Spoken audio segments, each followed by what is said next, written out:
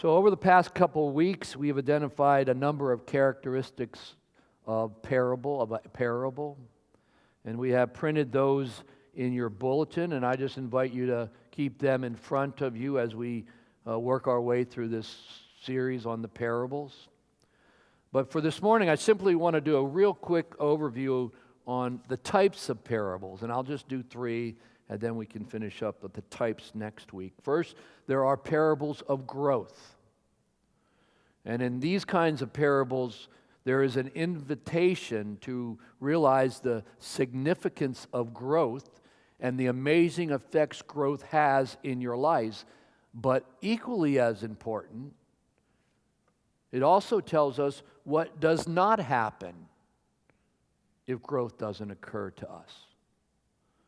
And the parable of the talents would fit this category. Then there are parables of reversal. And in these types, the invitation is to look at and question our accepted ways of behaving, our default ways of behaving, of acting. The parable last week of the unmerciful servant is an example, as well as the Good Samaritan is an example of parables of reversal. There are also parables of preparedness. In these parables, there is this invitation to be ready for what God has in store for you. The parable of the 2 builders, the wise men who build their house upon or the parable of the laborers in the vineyard are 2 examples. Now, this morning our focus is on the parable named in the New Revised Standard Version as the parable of the 10 bridesmaids. It's unique to Luke, Matthew's Gospel, and it is situated in the last of the 5 major blocks of teaching in the Gospel of Matthew. This last section, which we are in, first deals with the judgment of the nations and then shifts toward the parables that address the problem of Jesus' delay in returning. So we can explain the parable very simply in this way. The bridegroom represents Jesus and his eschatological coming or his second return. The maidens stand for members of the church. The direction is to stay alert, expectant, and ready. The wedding banquet depicts the fully realized reign of God, and the rejection of the foolish maids indicate final judgment. So, the parable of the 10 bridesmaids fits within the category of a parable of preparedness. Now, I need for you to stay with me for a few moments.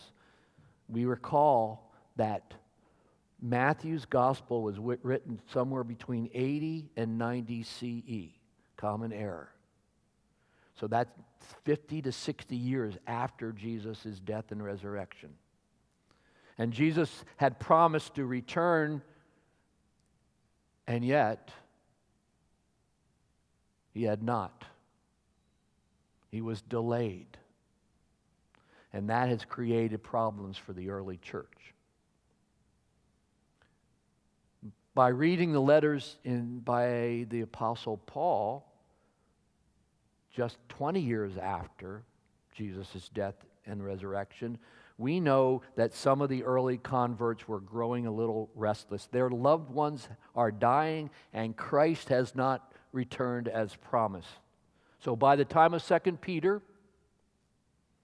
restlessness has turned into impatience and sarcasm. 2 Peter 3:4, where is the promise of his coming? For ever since our ancestors died, all this continue as they were from the beginning of creation. The early Christians had to adjust to the fact that Jesus did not return. And the writers of Matthew were trying to at least give them some advice, give them some wisdom about how to function as early believers without Jesus' return. So way, way, way back, even further than most of you, Christians were expected to wait expectantly, and in meantime, live faithfully, live courageously, live with hope. Christian hope rests on the trust that God, who created the world, will continue to love the world with gentle providence, will continue the process of creation until it is complete, and will continue to redeem and save the world by coming into it with love and grace in Jesus Christ. Wow. Those couple of sentences are full, and I wish that they were mine. But I did read them somewhere. And we're not way, way, way back in the days of old, but these words also apply to us as well. Are we not also today expected to wait expectantly and during our journey live faithfully, courageously, and hopefully? And as Christians, does not our hope also rest on the trust that God, who created the world, will continue to love the world, will continue the process of creation until, and will not God continue to redeem and save the world by coming into it with love and grace? In this parable, the wise maidens are prepared for the bridegroom's delay. And the writer of the parable wants us to notice that they have enough oil for their lamps. They are prepared, they are expectant, they are ready, and they meet him with their lamps lit.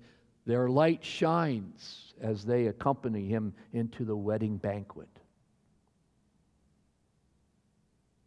But the author also wants us to note that the foolish maids are caught short. They chose not to have enough.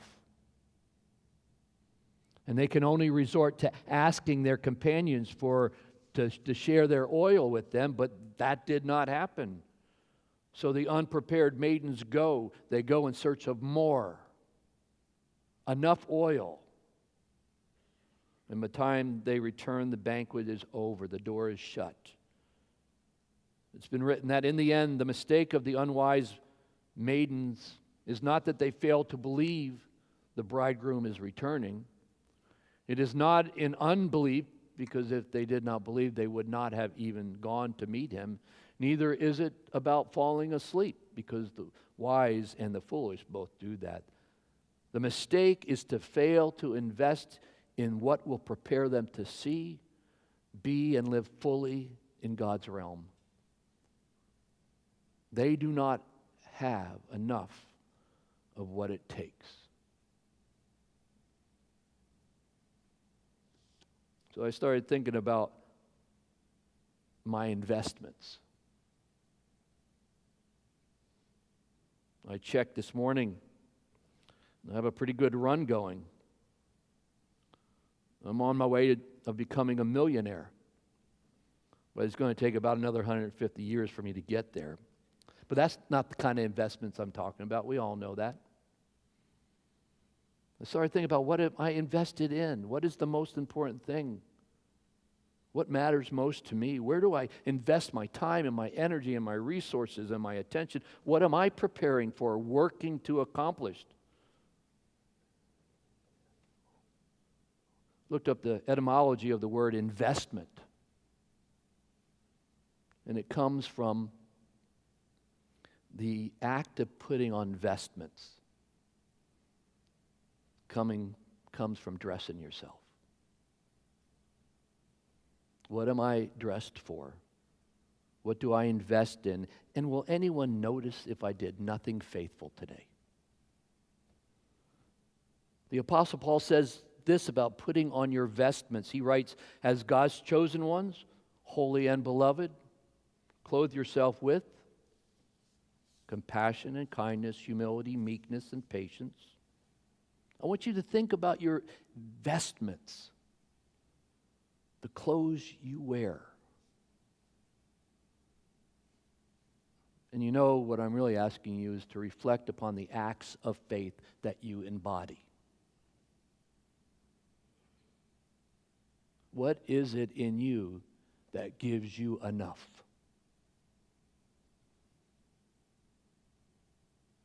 What do you do as you live out your faith? And we are invited to increase our investment in the acts that are worthy of living Christ-like. See, in the parable, the wise choose not to relinquish hope. The wise invested in a promise that the world and each and every one of them will be transformed and fully reconciled to God. The wise build into their lives disciplines and habits that engender and empower living as God's people in God's realm. They have made a great investment by bringing a little extra oil.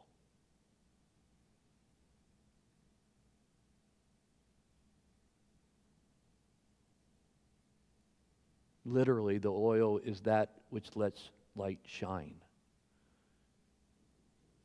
I remember the old camp song, "Give me oil in my lamp." I think it's the key of D. Give me oil in my lamp, keep me burning, burning, burning. Give me oil in my lamp, I pray. Anybody remember that? Or am I just too old? I'm too old. Give me oil in my lamp, keep me burning, burning, burning. Keep me burning till the break of day. I want to finish up with the notion a bit about oil. And I learned that oil's in just about everything. It's in cosmetics and rubber. It's in lubricants, medicines, cleaning products, asphalt, fabrics. It's in food, plastic, and it even is in fuel. There's oil in aspirin. That's why it goes down so easy. Pantyhose, crayons, wrinkle-free clothes, gum, solar panels, lipstick. It's everywhere. But that's not the point. I just was filling some time. What I want us to focus on is what oil represents for us as followers of Christ. What are the resources we need to invest in order to live more Christ-like? The challenge is to keep enough oil in our lamps, enough resources spiritually on hand, so we can live as God intends us to live. Because when faith is tested, and it will be tested, those who have made the investment to have the resources available will be sustained. And they will shine light for others to enter into the banquet. That's just beautiful. Not only does it gives us the ability to endure, it helps us to shine light for others. Because you can get through a lot when you have the resources to live faithfully. In the midst of all the joys and the pains, in the midst of all the ease and the adversity, in the midst of all the intrigue and boredom, the resources of the wise remain enough. The ones who have made keep their light shining through it all, before others, in community, through deeds of mercy and offering of forgiveness and gratitude and the embodiment of peace and justice, always have enough to make it through. When we are facing rebuilding a broken relationship, or replacing a bad habit with a good habit, or having to achieve an important goal that's so difficult, as we face forward with serious illnesses, surgery, loss of employment, death, and grief, we will need the resources to help us walk through the valley of the shadow in all those fearful times. And when we choose to deepen our relationship with God, live more Christ-like, we will always have enough oil in our lamp. Living Christ-like means that we invest in the things that matter, the things that lead us toward the more excellent way. We dress for success, and success equals living Christ-like. So let me conclude with a few more sentences that each of us needs to hear. We need to hear this good news. The bridegroom comes. Well, let me say it this way. The love of God will continue to appear in your life in surprising and unexpected ways. That's the promise. Christ comes when the beloved like us live in hope and never give up. Christ comes when the faithful disciples express love and compassion and work for justice. Christ comes when people know, when we know that we're ultimately safe in God's love. And Christ comes when faithful women and men give themselves to the work and witness of God's realm. When we live like Christ, Christ comes. You have enough, so let your light shine, even in the dark times. And in that light shining, others will enter into the banquet. Thanks be to God. Amen.